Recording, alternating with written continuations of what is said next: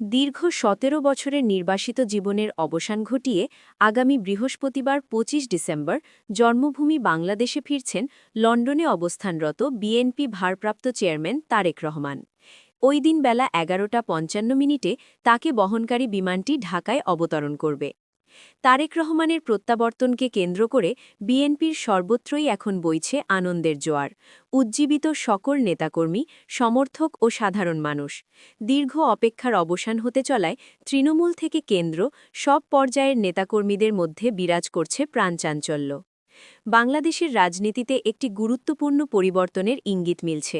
BNP নেতা তারেক রহমান, সাবেক প্রধানমন্ত্রী বেগম খালেদা জিয়ার পুত্র, দীর্ঘদিন প্রবাসে থাকার পর আবারও সরাসরি রাজনীতিতে সক্রিয়ভাবে ফেরার প্রস্তুতি নিচ্ছেন। সামনে জাতীয় নির্বাচন থাকায় এই খবরকে অত্যন্ত গুরুত্বপূর্ণ হিসাবে দেখা হচ্ছে। তারেক রহমান বর্তমানে বাংলাদেশ জাতীয়তাবাদী দলের ভারপ্রাপ্ত চেয়ারম্যান হিসাবে দায়িত্ব পালন করছেন। বিদেশে অবস্থান করলেও তিনি দলের নীতি নির্ধারণ, কর্মসূচি এবং সাংগঠনিক সিদ্ধান্তে গুরুত্বপূর্ণ ভূমিকা রেখে আসছেন। দলের তৃণমূল থেকে শুরু করে শীর্ষ নেতৃত্ব পর্যন্ত তার প্রভাব বরাবরই দৃশ্যমান। রাজনৈতিক বিশ্লেষকদের মতে তারেক রহমানের প্রত্যাবর্তন বিএনপির জন্য নতুন গতি আনতে পারে। দীর্ঘদিন ধরে যারা দলীয় নেতৃত্বের শক্ত উপস্থিতি প্রত্যাশা করছিলেন, তাদের মধ্যে নতুন করে উদ্দীপনা তৈরি হতে পারে। বিশেষ করে নির্বাচনের আগে এটি বিএনপির সাংগঠনিক শক্তি বাড়াতে সহায়ক হতে পারে বলে মনে করছেন অনেকে। অন্যদিকে তারেক রহমানের রাজনীতিতে প্রত্যাবর্তন দেশের রাজনৈতিক অঙ্গনে প্রতিদ্বন্দ্বিতা আরও তীব্র করতে পারে।